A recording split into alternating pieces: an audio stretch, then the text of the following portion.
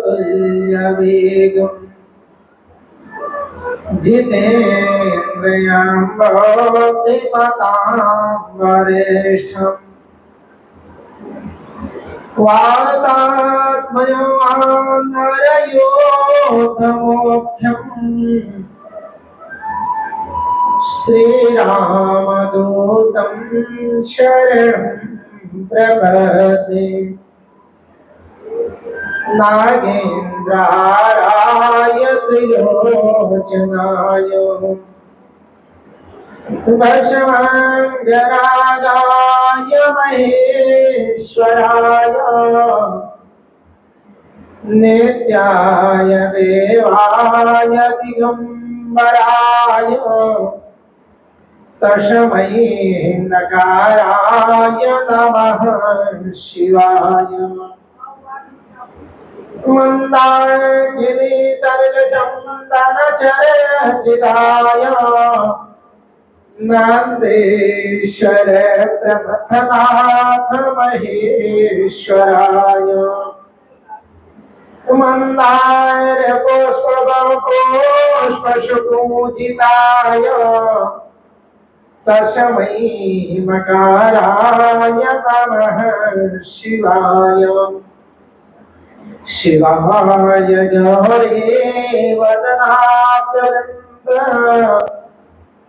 सूर्याय दक्षधरनासुताय श्रीनीलकण्ठाय मृगध्वजाय तस्मै शिकाराय नमः शिवाय वसिष्ठकुम्भोद्भवगौतमार्य मुनीन्द्रदेवार्चितशेखराय चन्द्रार्कवैशानरलोचनाय तस्मै वकाराय नमः शिवाय यज्ञस्वरूपाय जटाधराय पिनाकहस्ताय सनातनाय दिव्याय देवाय दिगम्बराय तस्मै यकाराय नमः शिवाय पंचाक्षरं पुण्यं यः पठेत् शिवसन्निधौ शिवलोकमाप्नोति शिवेन सह मोदते।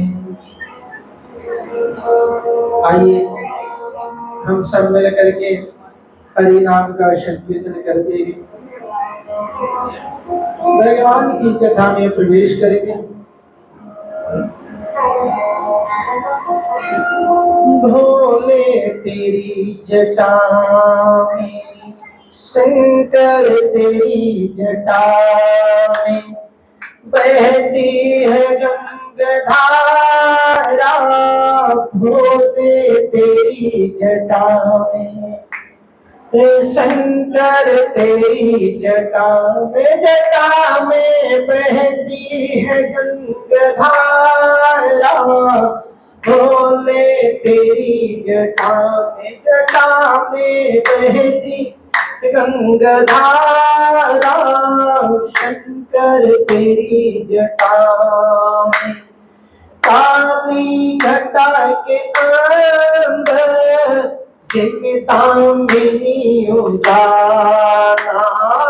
काली घटा के अंदर जिमितामिनी उजाला। शंकर तेरी जटा में बहती है गंगाधारा। भोले तेरी जटा में बहती है गंगाधारा। शंकर तेरी जटा में गल में मुंड माल साजे। शशि भाल गंग विराजे। गल में मुंड माल साजे।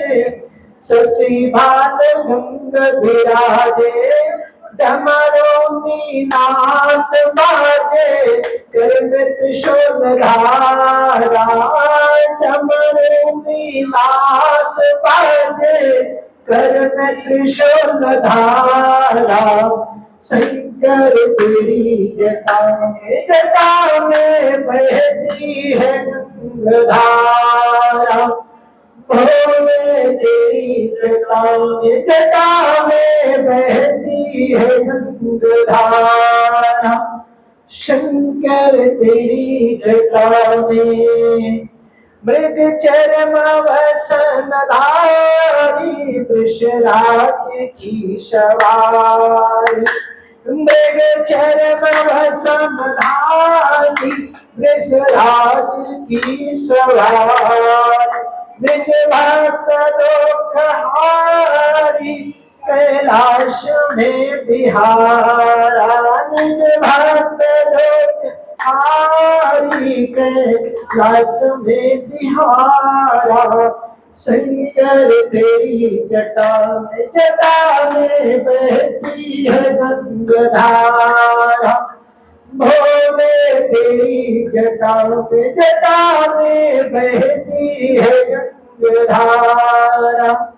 शंकर तेरी जटा में बहती है गंगाधारा। बोले शंकर भगवान की जय। नमः पार्वती पते हर हर महादेव।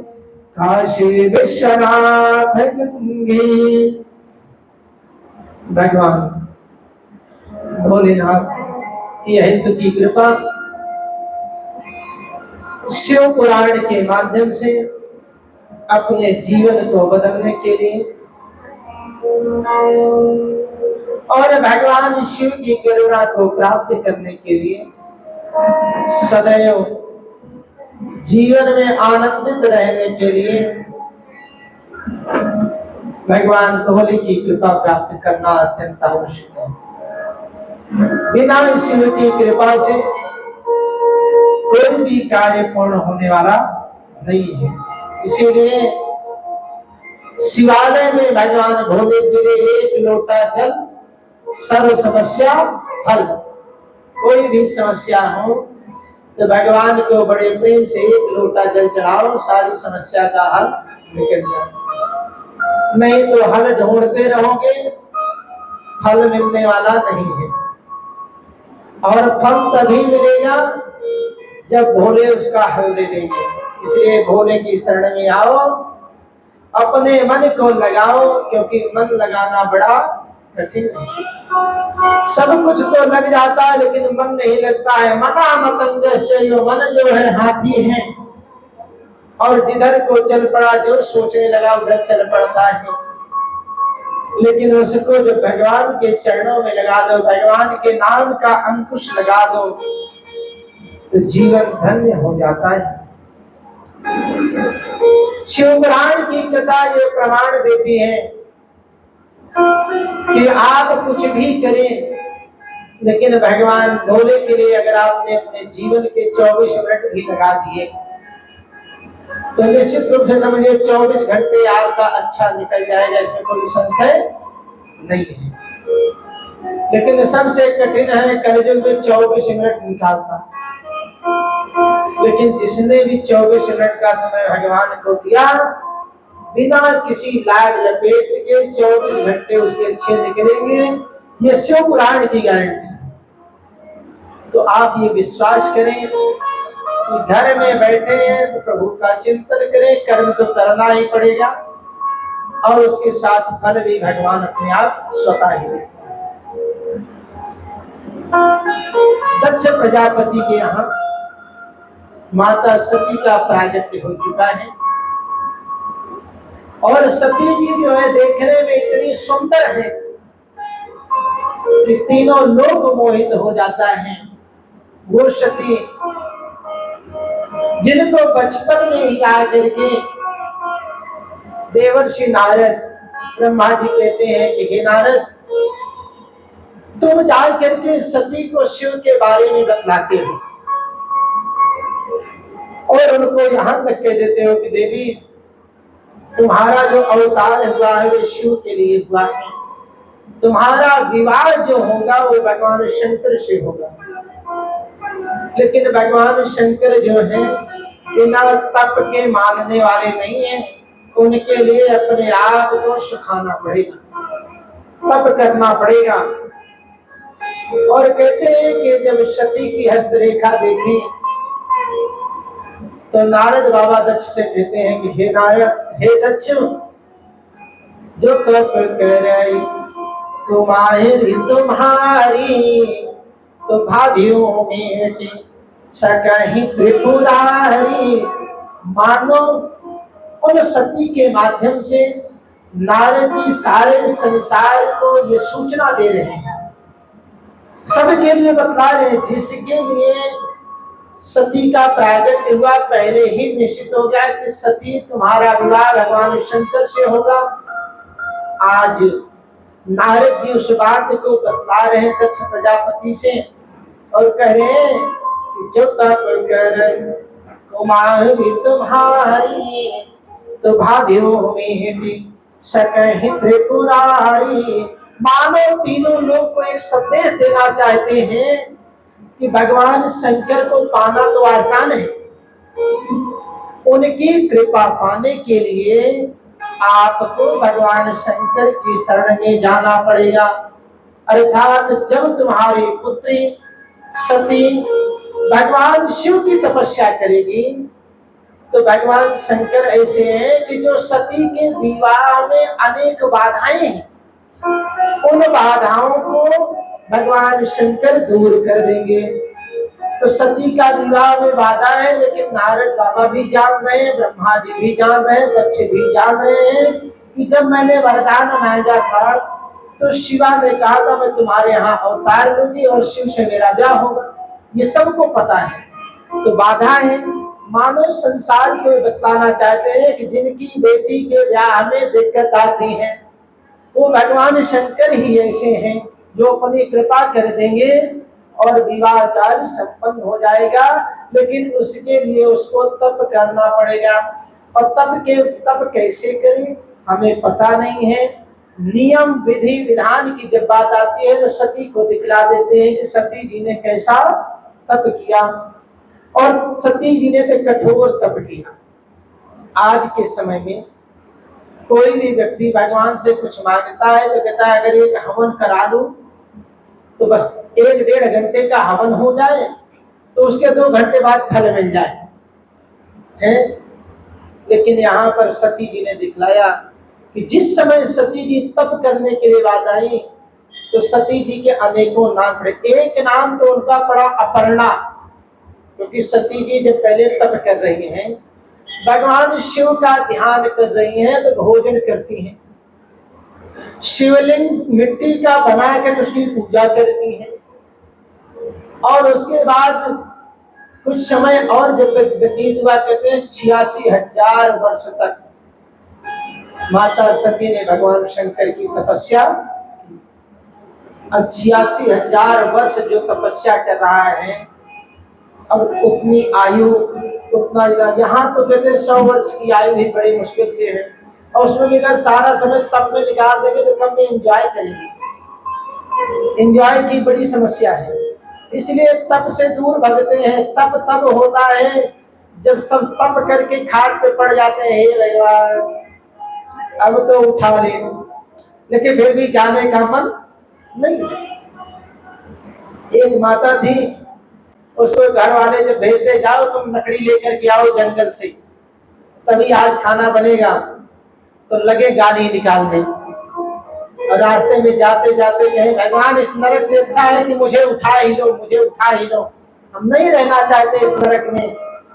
सब जवान हैं, सब घर में बैठे हैं, हमें कहते हैं जाओ लकड़ियां लेकर के आओ। भगवान अब मैं नहीं रहना चाहती। अच्छा जी, रोज यही कहे। एक दिन भगवान शंकर और पार्वती दोनों भ्रमण पे निकले, और उस दिन भी संजोग से बुढ़िया माई घर से निकली थी लकड़ी लाने के लिए, और उसने कहा कि रोज रोज ढूंढना पड़ता है, कल नहीं आऊंगी इसलिए ज्यादा लकड़ियां काट ली। और बंडल बना के रख लिया, उठाए तो उठे ही नहीं, और जब उठे नहीं तो कहे हे भगवान ये तो लकड़ी उठती नहीं, इससे अच्छा तू ही हमें उठा ले। तो इतने पार्वती जी ने कहा, बोले बाबा बोले जल्दी देखो देखो आपके लिए एक काम आ गया है, क्योंकि आप महाकाल हैं, तो एक काम आ गया। क्या देंगे? अरे देखो ये बुढ़िया माई कह रही है लकड़ी नहीं उठती, भगवान हमें ही उठा ले, तो जल्दी से इसकी मनोकामना पूरी कर दो। भोले बाबा कहते भी मनोकामना तो पूरी कर देंगे, और ये बुढ़िया बड़ी चतुर है, ये अपने उठाने की बात नहीं कर रही है, इसी तरह से कह करके दूसरे को बुलाती है उठवाने के लिए। फिर भी पार्वती जी को दया आ गई, अरे नहीं भोलेनाथ ऐसा नहीं है, ये अपने घर से बहुत दुखी हो गई है, वो देखो बोल रही है ना हे भगवान मुझे उठा ले, हे भगवान मुझे उठा ले। भोले बाबा ने कहा अच्छा देवी चलो चलो अभी तुम्हारे सामने हम दिखाते हैं। भोले बाबा पहुंच गए, हाँ बताओ माता तुम्हारी क्या समस्या है? अरे कुछ नहीं, घर वालों ने परेशान कर रखा है, तंग कर रखा है, जब देखो तो लकड़ियां ले आओ, अभी लकड़ी होती नहीं, इससे अच्छा हम तो कहते हे भगवान मुझे उठा लो। पार्वती जी ने कहा भोले बाबा चल बढ़िया मौका है, जल्दी से उठा लो इसको। भोले बाबा ने कहा मैं तुम्हें लेने आ गया हूँ, चलो। कहाँ चलना है? अरे तुम्हें तो करूँ उठा ले, हे भगवान उठा ले, तुम्हें लेके अपने पास रहा हूँ। अरे राम राम, मैंने अपने उठाने के लिए थोड़ी कहा, मैं तो लकड़ी उठाने के लिए कहा। अच्छा है तू आ गया, चल लकड़ियां उठा दे मेरे से, मैं अपने घर पे जा रही। तो शंकर भगवान की, तो जो ये खाट पर पड़ा है और कह रहा हे भगवान उठा ले, वो भी उठना नहीं चाहता है, और की तो बात ही जाने। तो यहाँ पर मानो समाज को एक संदेशा दे रही हैं सती जी कि देखिए कोई भी काम असंभव नहीं है, समय जरूर लग सकता है। उनको 87,000 वर्ष लग गए, लेकिन शिव की प्राप्ति हुई। ऐसे ही जीवन में आपके एक दिन लग सकते हैं, एक महीना लग सकते हैं, 1 साल लग सकते हैं, 10 साल लग सकते हैं, 20 साल लग सकते हैं, लेकिन अगर आपने भगवान शंकर को पकड़ ही लिया तो अतिशय रगड़ करे जो कोई, तो आनंद प्रगट चंदन ते होई। जहां चंदन का जंगल है वहां लकड़ियां आपस में जब रगड़ मारती हैं, हवा जब चलती है, तो उन चंदन में इतनी शीतलता होती है, उसके बावजूद उसमें आग लग जाती है। तो कहने का मतलब ये है कि जब आपने जिद करके भगवान को पकड़ ही लिया तो भगवान को एक ना एक तुम्हारी मनोकामना पूर्ण करती है। यदि नाथ का नाम दयानिधि है, दुख दूर करेंगे कभी ना कभी। पकड़ लो, और जब पकड़ लोगे तो उनका एक नाम दयानिधि है। आज नहीं तो कल, कल नहीं तो परसों, एक दिन माधव को भोले को रीझ जाना ही पड़ेगा, तुम्हारी मनोकामना पूर्ण करनी ही पड़ेगी। और जिस समय तप करते करते तुम्हारे मन में आ जाए कि अब तो मैं तप कर रहा हूं, अब हमें कुछ नहीं चाहिए, उसी समय समझ लेना भगवान के मिलने का समय आ गया है। क्योंकि भगवान तप के माध्यम से ये देखना चाहता है कि जब मेरे में ध्यान लगाया तो इसका संसार से ध्यान हटा जाते हैं। जब तक संसार में ध्यान रहेगा तब तक भोले आने वाले नहीं हैं। इसलिए भोले के शरण में तो मनसा वाचा कर्मणा तीनों प्रकार से जाना पड़ता है। हे आराध्य तुम्ही मेरे माता, तुम्ही मेरे पिता, तुम्ही मेरे सदगुरु, तुम्ही मेरे सब कुछ हो, संसार में और मेरा कोई नहीं है। क्योंकि संसारिक लोगों से आशा न किया करना, जब कोई न हो अपना सिया राम भजा करना। आशा ही परम दुख, निराशा परम सुख। अगर आपने किसी से आशा लगा दिया और आशा के अनुरूप काम नहीं हुआ तो वहां दुख पैदा हो जाता है। लेकिन अगर आपके मन में आशा है ही नहीं, आपके मन में तो आशा एक राम से, बाकी और किसी से नहीं, भगवान के अलावा और किसी से आशा नहीं है, तो कोई तुम्हारे लिए कुछ अच्छा करता है तो ठीक, नहीं करता है तो ठीक, जो करना है परमात्मा को करना। आजकल एक नया ट्रेंड चल गया है, कोई किसी के लिए कुछ करके थैंक यू बोलो, थैंक यू। अर्थात हम खुश हैं, जान लो तुमने अच्छा काम किया है, थैंक यू बोलो, थैंक यू बोलो, थैंक यू कीजिए, शुक्रिया बोला जाता है। हाँ, तो इसलिए जो है थैंक यू का प्रचार नहीं, सिर्फ शाब्दिक अर्थों में आपको भगवान ने भेजा, आपने ये कार्य किया, हम आपको आशीर्वाद देते हैं, आपका कल्याण हो भोले की कृपा से, दोनों का काम बन जाएगा। तो सती जी ने जब कठोर तपस्या किया तो ब्रह्मा जी ने जाकर के भगवान शंकर से कहा, प्रभु आपसे विवाह करने के लिए शिवा ने अवतार लिया है और आपको विवाह करना चाहिए। भगवान शंकर ने कहा ठीक है, विवाह तो कर लेंगे, लेकिन विवाह में ये है कि लड़की वाले लड़के वाले के घर जाते हैं। अभी तक तो मेरे पास कोई आया नहीं, हम कहाँ जा करके विवाह कर लें। ब्रह्मा जी ने कहा मैं तो आया हूँ महाराज, मैं लड़की का दादा हूँ, अब मैं आया हूँ। तो कहा ब्रह्मा जी ठीक है, आए हो तो हम चलने के लिए तैयार हैं, और लेकिन अकेले नहीं, उसी समय नारद इत्यादि सभी को बुला लिया और जितने महात्मा थे सबको बुला करके दक्ष प्रजापति के यहाँ जाते हैं, और वहां पर दक्ष प्रजापति ने सबका बड़ा सत्कार किया। और जब बड़ा सत्कार किया तो ब्रह्मा जी ने कहा कि सुनो दक्ष, शिव जी आ गए हैं, इनके साथ अपनी पुत्री का विवाह कर दो। अब जब शिव जी के स्वरूप को लड़की की मां ने देखा तो बड़ी दुखी, हेरा इस बुढ़े से प्यार करने के लिए मेरी बेटी ने इतने दिनों तक तप किया, ये तो कैसा है, ये तो बौराहा है, पागल है। बौराहा उसको कहते हैं ना कि जो शांत रहे कुछ बोले नहीं, कहते तो बाहुर है। राम राम सीता।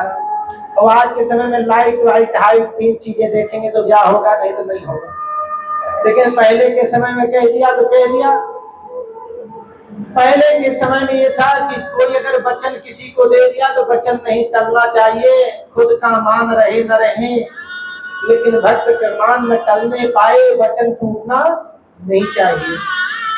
अब आज के समय में चाहे हजारों वचन टूट जाए, लेकिन अपनी स्वेच्छा से ही सारे कार्य होने चाहिए। इस तरह से जब भगवान नारायण की उपस्थिति में वेदी पर बिठाया गया, ब्रह्मा जी ने कहा विवाह का कार्यक्रम मैं कराऊंगा, इसलिए तभी से विवाह की परंपरा में पुरोहित, यजमान और जो विवाह का कार्यक्रम होता है, शिव और सती के विवाह का कार्यक्रम विधिवत रूप से हुआ और विदाई का समय आया और विदाई कर दी गई।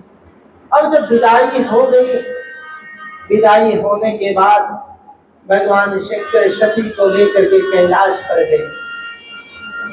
अब महाराज कैलाश पर गए, बहुत समय तक बड़े आराम से समय व्यतीत किया। एक दिन की बात है, भगवान भोलेनाथ से सती ने प्रश्न किया, प्रभु ये संसार में सबसे अमूल्य वस्तु क्या है? क्योंकि हर व्यक्ति इधर उधर में परेशान है, स्थिरता नहीं है, लेकिन इहलोक और परलोक दोनों को सुधारना हो तो उसके लिए क्या किया जाए? सती जी जानती सब है, लेकिन मानो समाज को एक दर्पण दिखाने के लिए आज भोले बाबा से प्रश्न कर रही है, सोच रही कोई नई चीज मिल जाए जिससे लोगों का जन का कल्याण हो जाए, क्योंकि जब दो लोग चर्चा करते हैं तभी उसमें से कुछ नया निकलता है। तो भगवान भोले को प्रसन्न समझ करके माता सती ने जब प्रश्न किया और कहा कि महाराज एक बात बतलाइए, करुणा सागर मुझ पर थोड़ी सी कृपा कीजिए। इस संसार में सब कोई रजोगुणी है, कोई तमोगुणी है, कोई क्रोध में रहता है, कोई शांत रहता है। सब अपनी अपनी इच्छा से भ्रमण करने वाले हैं, लेकिन सबको भगवान की भक्ति, भगवान की शरणागति कैसे मिलेगी? भोले बाबा ने कहा, देवी सुनो, इस संसार में जो कुछ है वो शिवमय है, लेकिन उसमें भी जो भक्ति के स्वरूप है वो दो हैं। एक है सगुणा और दूसरी है निर्गुणा। सगुणा तो वो भक्ति है जो शास्त्र विधि से कहते हैं कि जिसमें भगवान के साक्षात्कार के स्वरूप का दर्शन किया जाए और भौतिक जगत में अपने लिए, अपने परिवार के लिए, अपने जानने वालों के लिए उनके प्रति हृदय में दया का भाव आए और उनके प्रति कुछ करने की इच्छा हो। इस सगुण में आता है, क्योंकि हर व्यक्ति अपने परिवार से बंधा हुआ है। तो पहले परिवार, फिर समाज में सुख समृद्धि के लिए जो सोचता है वो तो हो गई सगुणा। और दूसरा है निर्गुणा, जो इन सब से परे है, केवल वास्तविक ईश्वर के स्वरूप का है, भगवान के स्वरूप का है, उसको प्राप्त करना है। और उसमें भी सगुणा और निर्गुणा में जो नैष्ठिकी की बुद्धि है, उसमें 6 प्रकार की भक्ति बतलाई गई है और उनमें भी भेद और प्रभेद है। कभी ये ठीक है, कभी वो ठीक है, कभी ये नहीं, कभी वो नहीं, ऐसा बतलाया गया है। लेकिन वास्तव में जो धर्म का मर्म है, हमें करना क्या है, चाहे सगुण में हो चाहे निर्गुण, उसके लिए बतलाया 9 प्रकार की भक्ति। 9धा भक्ति का वर्णन करते हैं भगवान भोलेनाथ। कहते हैं, देवी सुनो, श्रवणम कीर्तनम चैव अस्मरणम पाद सेवनम तथा दास्यम तथा चनम देवी वंदनम मम शरणा सख्यमात्मार्पणम चेति नवंगाने विदुधः। 9 प्रकार की भक्ति मैं आपको बतलाता हूँ, तो मेरी बात को ध्यान लगा करके सुनो। और इसी का प्रमाण तुलसीदास बाबा ने रामायण में दिया कि प्रथम भगति संतन घर संगा और दूसर रतिमा कथा प्रसंगा। पहली भक्ति जो है संतों का संग है, अर्थात संत हमें क्या देंगे? तो संत जो है वो हमारे मन में उत्पन्न विकार को दूर करके तरोताजा कर देंगे और भगवान के प्रति, भगवान के चरणों में प्रीति पैदा कर देंगे। क्योंकि संत का स्वभाव यही, संत हृदय नवनीत समाना। संत का हृदय जो होता है मक्खन के समान होता है।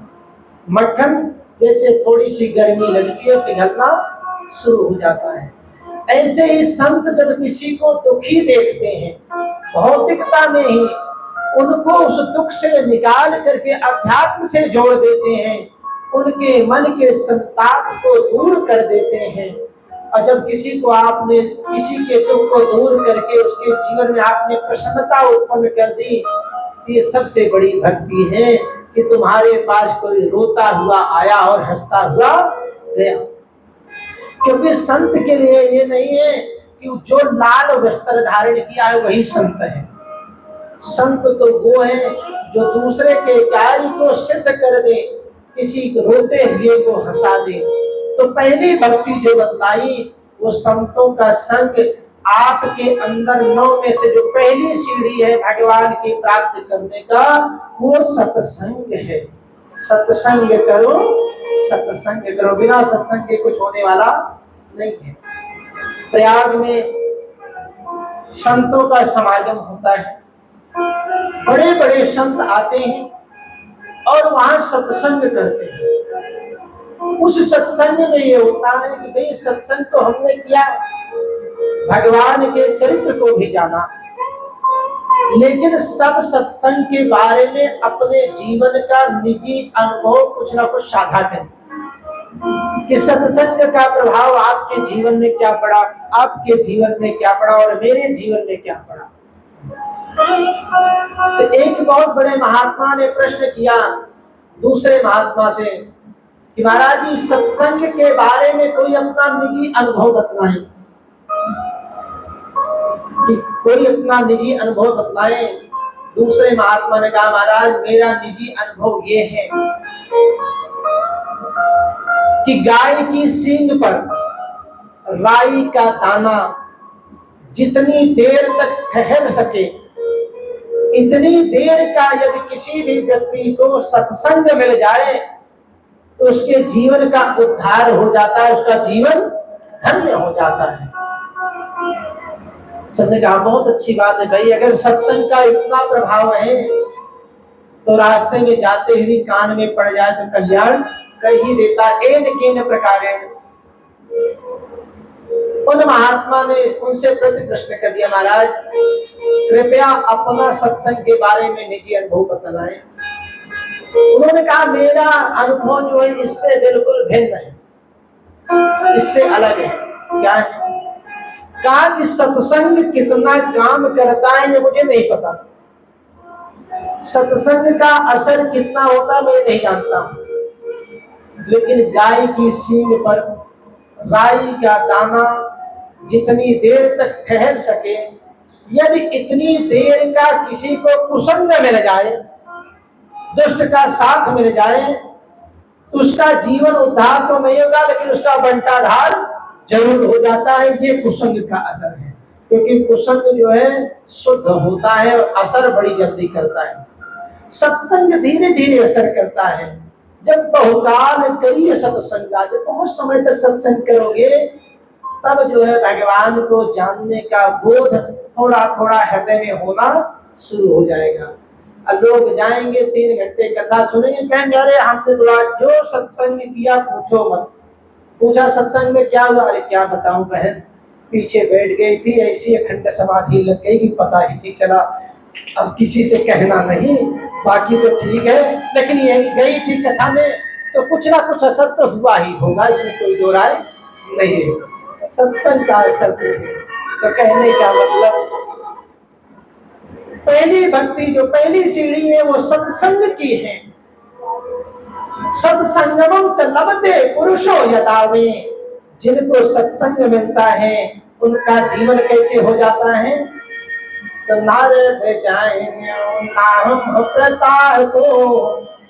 नारद जी भी उस नाम का प्रताप जानते हैं, क्योंकि उनको भी पहला सत्संग मिला। और कहाँ मिला? भागवतम का प्रमाण है, हरिद्वार में मिला। हरि के द्वार भगवान शंकर के द्वार पर मिला। नारद जी सत्संग के लिए जब आए तो कुल भ्रमण कर रहे हैं और कहीं भी उनको शांति नहीं मिली। नारद जी वहां से चले कि मैं मृत लोक में चल रहा हूँ, यहाँ पर सब सत्संग करते हैं, हम भी सत्संग कर लेंगे। और सत्संग करने के लिए जब आए तो विचार किया पहले हम किसके पास जाएं, कौन सत्संग करेगा। तो सबसे पहले विचार कर कहते चलो संतों के पास चलते हैं, इनके यहाँ कथा सुनने को मिलेगी। जब संतों के आश्रम में गए तो देखा पाखंड निरतः संतः, पाखंड में लगे हुए संतों को देखा। कैसे पाखंड? पाप से खंडा इति पाखंड, पाप का ही एक खंड है जो पाखंड है। उदाहरण स्वरूप 3 उदाहरण हैं। पहला उदाहरण, अरे इतना बड़ा बंगला किसका है? कहा त्यागी महाराज का। त्यागी जी हैं लेकिन बंगले पे बंगला बना जा रहा है। कहा दूसरी जगह गए दूसरे संत के यहाँ, कहे इतने बच्चे किसके घूम रहे हैं? कहे ब्रह्मचारी जी के। नारायण हरि। और आगे गए, आश्रम में पहुंचे नहीं तभी देख रहे जोर जोर से आवाज आ रही है बच्चों की लड़ाई की। कहा ये आवाज कहाँ हो रही है? कहा मौनी महाराज के आश्रम में। इस तरह से पाखंड देखा। पाखंड रहता संता का यहाँ तो ठीक नहीं, सत्संग मिलेगा नहीं। अच्छा चलो गृहस्थियों के यहाँ चलते हैं, क्योंकि गृहस्थ लोग बहुत सत्संग करते हैं।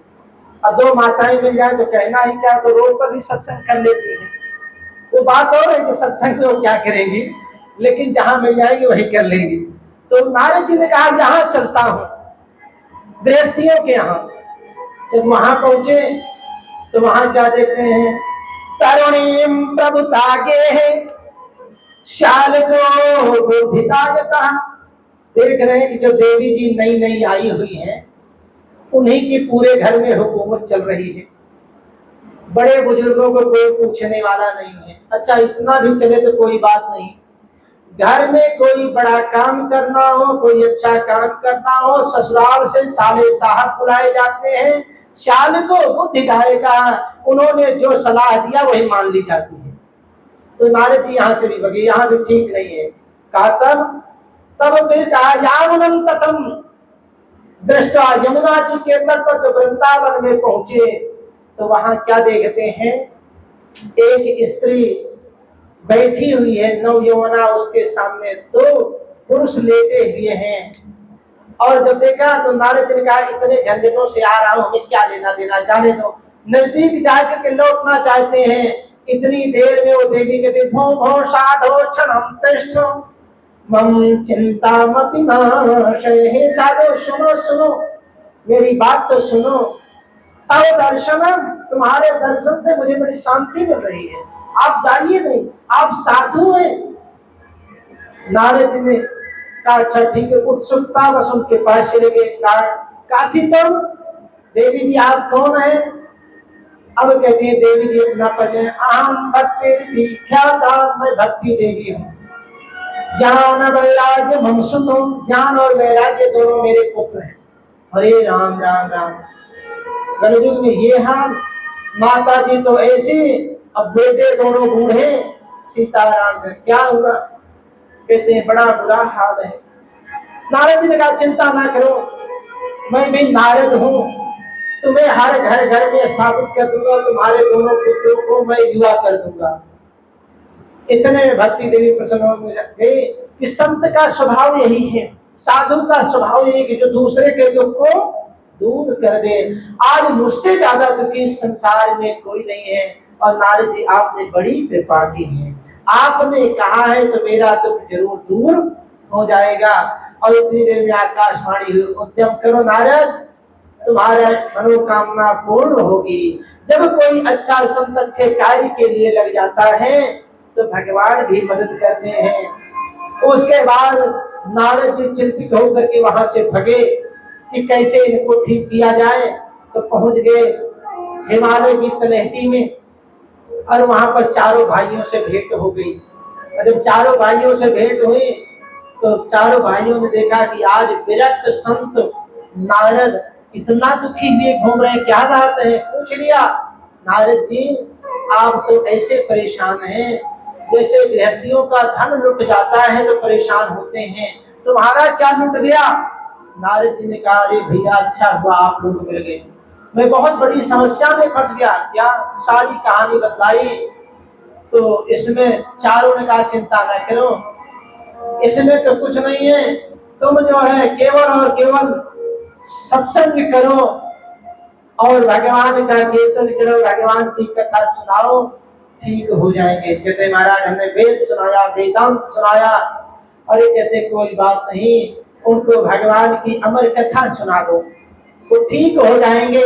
शिव शंकर की अमर कथा सुना दो, वो ठीक हो जाएंगे। नारद जी ने कहा ऐसा करते हैं, आयोजन आप करवाओ, हम श्रोता बन जाते हैं और आप सुनाने वाले बन जाओ, काम हो जाएगा। बस फिर क्या था, नारद जी श्रोता बने हरिद्वार के तट पर, और वहीं पर आनंद तट है, वहीं पर श्रोता बने। चारों भाइयों ने कथा उनको सुनाना प्रारंभ किया। भक्ति ज्ञान वैराग्य भक्ति सुतो तो तरणो, भक्ति के दोनों पुत्र युवावस्था में आकर के नृत्य करने लगे। तो सत्संग का इतना महत्व है, बिना संत के जीवन में कभी बसंत आने वाला नहीं है। जिसके जीवन में संत है उसके जीवन में बसंत है। इसलिए प्रथम भगति संतन के संगा, और दूसरे जाति मामा कथा प्रसंगा। संतों का संग करें तो भगवान भोलेनाथ बोले देवी सुनो, ये तो पहली भक्ति बतला दी, आगे की भक्ति सुनो। जब सत्संग में जाए तो किस प्रकार से जाए? कानों से केवल और केवल भगवान के चरित्र को सुने, श्रवणम केवल और केवल सुने, बाहर की बातों को सुनना बंद कर दे। और श्रवण करने से क्या होता है, जब आप भगवान के चरित्र को सुनते हैं तो भगवान से मिलने की मन में लालसा जागृत हो जाती है कि जिनकी कथा इतनी सुंदर है वो कितने नाम तुम्हारा पालनहारा, जाने कब दर्शन होगा, जिनकी महिमा इतनी सुंदर वो कितना सुंदर होगा, नाम तुम्हारा पालनहारा, नाम तुम्हारा पालनहारा, जाने कब दर्शन होगा, जिनकी महिमा इतनी सुंदर वो कितना सुंदर होगा, वो कितना सुंदर होगा, वो कितना सुंदर होगा। यही है, जब आपने भगवान के चरित्र को सुना, भगवान की कथा को सुना, पहली सीढ़ी संतों का संग किया और श्रवण किया, सत्संग किया और कानों से भगवान के चरित्र को श्रवण किया, तो भगवान से मिलने की उत्कंठा हृदय में जग गई। और जब भगवान से मिलने की उत्कंठा जगी तो क्या किया, तो श्रवण करके आए हैं, कीर्तन करने लगे। श्रवणम कीर्तनम चैव, जब सुना तो गुनगुनाना शुरू कर दिए भगवान के नाम को याद करके। और जब गुनगुनाना शुरू कर दिए तो क्या हुआ, फिर तो और भाव बना। अभी तक सुन रहे थे, सत्संग कर रहे थे, अब सुनाने लगे, कीर्तन करने लगे। भगवान कहते हैं जो मुझे प्राप्त करने की तीसरी सीढ़ी है, दूसरी सीढ़ी श्रवण हो गई, तीसरी सीढ़ी कीर्तन हो गया, तीसरी सीढ़ी मुझे प्राप्त करने का ऊंचे ऊंचे स्वर में मेरा कीर्तन कर। अच्छा महाराज, और जो मुझ महेश्वर को हमेशा कीर्तन के द्वारा बुलाता है, जो पुकारता है वो मुझे प्राप्त कर लेता है। और किस प्रकार से, जैसे बालक है और बालक जब पुकारता है तो माँ कहीं रहे दूर से भी आवाज सुन लेती है। रेलवे स्टेशन के बगल में ट्रेन जा रही, खट खट खट खट करते हुए माँ अपने बच्चों के साथ सोई हुई, उसको खूब नींद आ रही है, कोई दिक्कत नहीं है, वहीं पे पड़ी है, सो रही है। लेकिन जैसे उसका बच्चा जरा सा कुड़कुड़ाया, माँ ने जोर से थपके, सो जा सो जा सो जा बेटा। इतनी जोर से ट्रेन जा रही है, ट्रेन की आवाज उसको नहीं जगा पा रही है, लेकिन बच्चे की जरा से कुड़कुड़ाहट माँ को जगा दे, थपकियां लगा करके उसको सुना रहे। कारण यही है कि ऐसे ही जब आप भगवान को पुकारेंगे तो भगवान कहेंगे मेरा बच्चा है, रो रहा है। आपकी आवाज को सीधे सुनेंगे, किस माध्यम से, कीर्तन के माध्यम से। पहले तो आपने सत्संग किया, कथा को श्रवण किया, और उसके बाद आपने कीर्तन किया। और जब कीर्तन किया तो भगवान प्रसन्न हो गए। कहते इसके बाद संसार में निरंतर निर्भय होकर जो तीसरी सीढ़ी पार करते हैं तो मन में विश्वास बढ़ जाता है। ये हो जाता है जब आपका कीर्तन मजबूत हो जाता है तो ये होता है अब तो जो करेंगे सब वही भगवान करेंगे, हमें क्या करना है, क्योंकि आप भक्ति की तीसरी सीढ़ी पर हैं। आपने सत्संग कर लिया, भगवान की कथा को श्रवण कर लिया, दूसरी सीढ़ी पार कर लिए, अब तीसरी करने लगे, कीर्तन करने लगे। और जब कीर्तन करने लगे तो भगवान ने आपके हृदय में विश्वास जगा दिया कि जो कुछ मिलेगा इन्हीं के द्वार से मिलेगा और कहीं से कुछ मिलने वाला नहीं है। और जैसे ही कीर्तन किया तो आपका विश्वास बढ़ा। इसके बाद भगवान कहते हैं सेवनम तथा दास्य सेवनम। अब आप कीर्तन करते करते आपके मन में एक भाव आया कि हम तो भगवान का रोज संकीर्तन कर रहे हैं, आज इच्छा हो रही भगवान को कुछ खिलाया जाए, बढ़िया अच्छे से पिलाया जाए, क्योंकि परमात्मा ने जो दे रखा है। यहाँ भगवान भोलेनाथ कहते हैं कि संसार में निरंतर निर्भय रहता है जो मेरा कीर्तन करता है, वो निरंतर निर्भय रहता है, उसको कोई भय नहीं होती। तो आगे क्या करें, अरुणोदय से लेकर सूर्योदय काल से लेकर के हर समय शिव की अनुकूलता का ध्यान रखते हुए, अतः जो भगवान ने आपको दिया यथाशक्ति शक्ति के अनुसार जो परमात्मा ने दिया है उससे आप भगवान की सेवा करते हैं।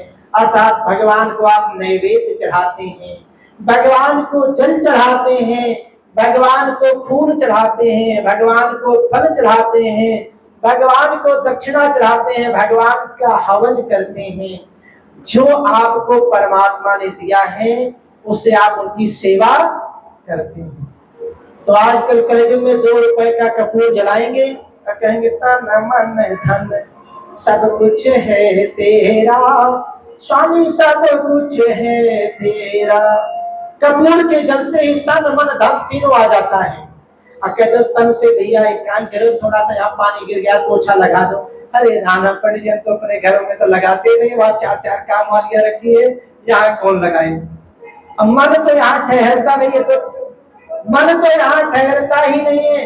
ये तो चले आए हैं, भोले के दर्शन कर लिए, बाकी अभी वहां जाना है, वहां जाना है, वहां ये करना है, मन रुकी नहीं। आप धन की तो बात ही जाने दो, जो नोट कहीं ना चले मंदिर के दान पात्र में डाल दो, और जो नोट फट गया वो कहीं ना चले भगवान से बदल लो, आरती में डाल दो, और सबसे छोटा सिक्का लगा करके भगवान को दे दो कि महाराज ये है तेरा, तुझको अर्पण क्या लागे मेरा। लेकिन इसने कहा कि सेवनम सेवा कैसी करनी है, तो इसमें एक राजा की कथा आती है। कहते हैं कि एक राजा होता है, उसको पूर्व जन्म का अपना याद करना था कि हम पूर्व जन्म में ऐसा कौन सा पुण्य कार्य किए थे जिस कारण से मैं राजा बना। तो ज्योतिषियों को बुलाया और जब पूछा तो ज्योतिषियों ने कहा महाराज ये तुम्हारे पूर्व जन्म की बात है कि तुमने जो पूर्व जन्म में दान किया था, भगवान की सेवा की थी भगवान के नाम का, वही फल है आज तुम राजा बन गए हो। तो कहते मैंने दान किया था। कहा हाँ महाराज आपने किया था। क्या किया था? कहा कि पूर्व जन्म में तुम एक सब्जी बेचने वाले थे, सब्जी बेचा करते थे, लेकिन सब्जी कहाँ बेचते थे? बड़े अच्छी जगह पे, तुम गंगा जी के तट पर सब्जी बेचा करते थे। कहा तब? कहा वहां सब्जी तो तुम रोज बेचते थे, लेकिन जो सब्जियां लाते थे उसमें से एक मूली निकालते थे और कहते थे ये भगवान के नाम की है, रोज दान कर दिया करते थे। और जब भगवान के नाम से तुमने इतना एक एक मूली दान किया, तो तुम जब तक सब्जी बेचे तब तक तुम दान करते रहे। और महाराज तब तक दान करते रहे, तुम्हारे मृत्यु के उपरांत भगवान इतने प्रसन्न हुए कि दूसरा जन्म जो तुम्हारा हुआ तुम राजा बन गए। अच्छा महाराज मूली के दान करने का इतना फल? कहा महाराज उसी मूली का फल है तुम राजा बन गए हो। राजा ने कहा तो बहुत अच्छी बात है, एक मूली के दान से इतना मिला, अब तो मैं राजा हूं और मैं तो चाहूं तो कितनी भी मूलियां दान कर सकता हूं। अपने राज्य में ढिंढोरा पिटवा दिया कि राज्य के अंतर्गत जितनी मूलियां बोई गई हैं सब यहीं पर आएंगे और मैं राजा अपने हाथ से उन मूलियों का दान करूंगा। अब सारे सब्जी बेचने वाले और सब सब्जी तो बेच देते, मूलियां लेकर के राजा के दरबार में पहुंचते और राजा वहां से मूलियां दान करना शुरू कर दिया। दान करते करते अंतिम अवस्था तक दान करता रहा, मरने के बाद दरिद्र हो गया। मरने के बाद जब दूसरा अवतार हुआ उसका तो दरिद्र हो गया। अब महाराज दरिद्र हो गया तो बड़ा दुखी हुआ, लेकिन पूर्व जन्म के उसके पुण्य थे, क्योंकि वो दान करता था इसलिए पूर्व जन्म का उसको कुछ याद था कि कोई तो अच्छा काम किया होगा जो मनुष्य योनि मिली है। दरिद्र हुआ वो दूसरा कारण होगा, लेकिन अच्छे कर्म किए जिससे मुझे मनुष्य योनि मिली। उसने बुलाया, ब्राह्मणों से पूछा महाराज ये तो बताओ कौन से पाप करने से व्यक्ति दरिद्र हो जाता है? हमने ऐसा कौन सा कार्य किया, घृणित कार्य किया जो आज मैं दरिद्र हो गया हूँ? मेरे हाथ पैर तो सब ठीक है, ये भगवान की बड़ी कृपा है, इसमें कोई संशय नहीं है, लेकिन कुछ तो अपराध हुआ, कोई तो ऐसा कार्य हुआ जिसके कारण से मैं दरिद्र बन गया। ब्राह्मणों ने देखा, कहा राजन ये तुम्हारे 2 जन्मों के पहले की बात है। कहा वो क्या है? कहा राजन पहले जन्म में जब तुम्हारी सामर्थ्य नहीं थी, क्षमता नहीं थी, तुम सब्जी बेचा करते थे, दिन भर में मान लो 10 किलो सब्जी बेचते हो, तो उसमें एक मूली जो है 250 ग्राम की होती थी, तुम नित्य दान कर दिया करते थे। वैसे शास्त्र कहता है कि जो कुछ कमाया जाए उसमें से दशांश धर्म के नाम का निकाला जाए। तुमने एक मूली दान की, दूसरे जन्म में तुम राजा बन गए, और राजा बनने के बाद शास्त्रों का ये कथन है कि जो जैसा हो उसको वैसा दान धर्म करना चाहिए। और तुम राजा बनने के बाद फिर भी वही मूली पकड़े रखे, वही मूली दान करते रहे। तुमने राजा की तरह दान नहीं किया, हाथी, घोड़े, हीरे जवाहरात, गाय, भूमि, ये सब दान नहीं किया। इस कारण से तुम दरिद्र हो गए, और इस समय तुम दरिद्रता की अवस्था में हो। राजा तो बड़ा दुख हुआ, ये मुझसे तो भूल हुई, लेकिन आगे के लिए मैं ऐसा नहीं होने दूंगा। राजा ने तुरंत कहा कि जब दरिद्र हूं, मेरे पास कुछ नहीं है। वो तुरंत गंगा के तट पर पहुंचा और वहां पर निरंतर गंगा जल को ला करके गरीबों को पिलाने लगा। कहा कि जब कुछ नहीं है, दान का प्रभाव इतना है, तो गंगा जल का पान कराऊंगा। सबको गंगा जल पान कराए और स्वयं गंगा जल का पान करें। और उसके पश्चात जब उसका दूसरा जन्म हुआ महाराज, तो चक्रवर्ती सम्राट हुआ, राजाओं के ऊपर का राजा हुआ। और फिर तो वो तो अपने राजोचित राजा के अनुसार दान करने लगा। कभी सोना करे, कभी चांदी करे, हीरे जवाहरात, गाय, भेड़ों, भूमि, भवन और हाथी घोड़े इत्यादि दान करता करता अंत में वही इस लोक में सुख भोग करके भगवान के परम धाम को चला गया, भगवान का पार्षद बन गया। शंकर भगवान की। इसीलिए शास्त्र कहता है कि यथोचित जो जिसके लायक है उसका दान करना चाहिए। ये नहीं पार्टियां करके शराब में उड़ा दे रहे हैं, गलत कामों में चला जा रहा है। 10 रुपए रिक्शे वाले से लड़ जाएंगे, 10 रुपए तो ज्यादा ले रहा है। सब्जी वाले से तो इतनी महंगी दे रहा है, और पिज्जा वाला पैकेट पर पैकेट बनाए लेकर चला रहा है, पहले एडवांस में ले रहा है। ऐसी नियत नहीं रखनी चाहिए। राजन महाराज जी एक जगह कथा कर रहे थे, बेचारे 7 दिन की कथा में रोज गोभी का पत्ता, रोज गोभी का पत्ता, रोज गोभी का पत्ता। राजन महाराज खाते खाते 5 दिन निकल गया। कहा, हे देवी, कब तुमसे मुक्ति मिलेगी? लगता है यहाँ और कोई कुछ खाता ही नहीं है। कहने लगे, चलो कोई बात नहीं, 2 दिन और है, बीत जाएगा, इसके बाद फिर जहाँ आगे की कथा है वहां चलूंगा, तो प्रेम से मन बदल जाएगा। 2 दिन की कथा संपन्न हुई, टिकट था हवाई जहाज से, तुरंत का तुरंत निकले। अब तो मैं चल रहा हूँ, जल्दी से निकलो, नहीं फिर पत्ता गोभी अभी खाने को मिल जाएगा। और जब निकले यहाँ से, और जहाँ कथा थी अगली, जब वहां पहुंचे, और जब वहां पर भोजन के लिए उनको बिठाया गया, तो फिर वही पत्ता गोभी मिली। राजन महाराज कहने लगे, हे भगवान, मैं तो हवाई जहाज से आया, तुम किससे आई जो मेरे से पहले पहुंच गई यहाँ मेरा जीवन धन्य करने की? कहने की बात है कि ये सब चीजें जो है भगवान के लिए, जो सेवा की भावना हो, दास्यता हो, अपने आप को समर्पित, रोज बदल बदल करके, जैसे तुम अपने मन को बदलने के लिए कभी ये बना रहे हो, कभी वो बना रहे हो, ऐसे ही जो चौथी सीढ़ी है वो यही है, सेवा भाव में आप परमात्मा के नाम से क्या समर्पित कर रहे हो, भगवान की कैसी सेवा कर रहे हो। और जब आपने ये कर दिया, सेवन किया, उनका अच्छे से खिलाया पिलाया, ध्यान किया, दान किया, तब आता है दास्यता का भाव। तेरा तुझको अर्पण क्या लागे मेरा। हे प्रभु, जो कुछ दिया है वो आपका दिया हुआ है, और जो कुछ दे रहा हूं तो मैं निवेदित भोजन कर ही आपका दिया हुआ, आपको मैं भोग लगा रहा हूँ। मेरे पास तो कुछ नहीं है, आपकी कृपा है, करुणा है, जो दया करके देते हो वही हम आपको दे रहे हैं। ये जो है दास्य का भाव है कि जो कुछ तुम दोगे वही हम आपको अर्पण करेंगे, तुम्हें निवेदित भोजन करेंगे। जो भगवान को निवेदन करके, भगवान को खिला करके स्वयं प्रसाद ग्रहण करता है, भगवान वो जो प्रसाद होता है, जो भोग लग गया वो प्रसाद बन जाता है। वो आयु को बढ़ाने वाला, निरोगी काया, धन धान्य की वृद्धि करने वाला। क्योंकि भगवान कहते हैं, मैंने किसी के मुंह से सुना था कि खर्चे बढ़ाओ, भगवान अपने आप पूरा करेगा। और खर्चे बढ़ाने से तात्पर्य जब भगवान को हम बदल बदल करके खिलाएंगे तो भगवान का भी तो मन करेगा कि मेरा भक्त है, आज इसको जो है इसके पास वही मुझे दे रहा है।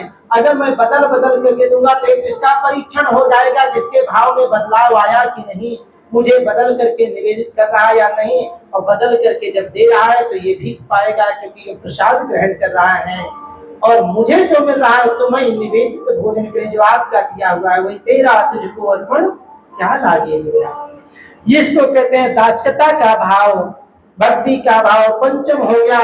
छठे में आ जाता है अर्चन, भगवान का 16 प्रकार से पूजन करना। ये सब करने के बाद मन में भाव आया कि हम तो भगवान की पूजा करेंगे और पूजा छठे नंबर पर है। किस प्रकार से करेंगे?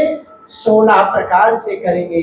16 प्रकार से करने का विधान, सबसे पहले हम भगवान को कीर्तन के द्वारा बुलाएंगे, भगवान आइए। और जब ऐसा भाव बने कि भगवान आ गए हैं तो भगवान के लिए सुंदर सा आसन लगाएंगे, भगवान को उस पर बिठाएंगे, भगवान के चरण धुलाएंगे, भगवान को आचमन पीने के लिए जल देंगे, हाथ मुंह प्रक्षालन करवाएंगे, भगवान को स्नान कराएंगे और भगवान को स्नान कराने के बाद सुंदर सुंदर वस्त्र पहनाएंगे। जरूरी नहीं आप सही सही पहनाओ, क्योंकि भगवान, ये तो भाव की बात है, अर्चन कर रहे हैं, ध्यान के द्वारा करिए, क्योंकि पूजा में जो ध्यान की बात कही गई वो उत्तम पूजा बतलाई गई है।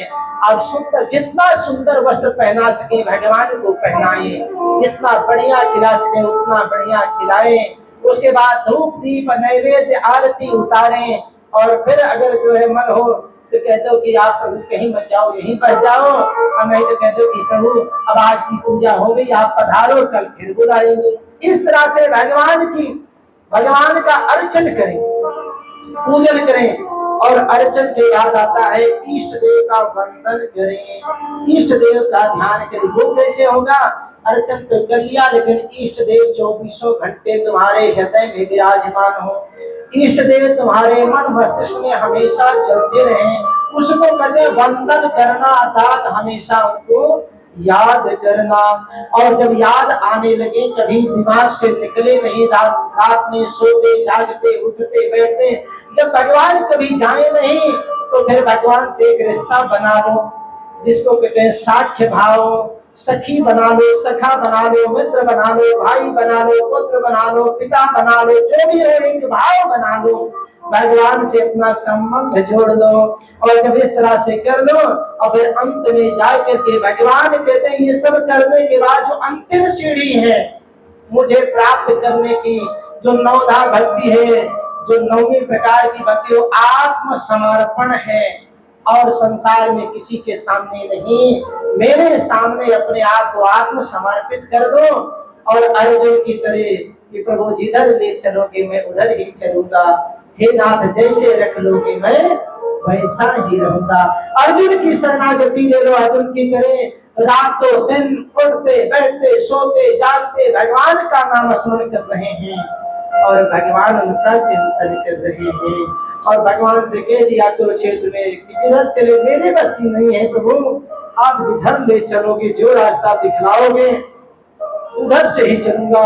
ये 9वीं भक्ति जो है, ये जो भगत के 9 अंग हैं, जिनमें एक भी हो जाए कलयुग में उनके जीवन का उद्धार हो जाता है।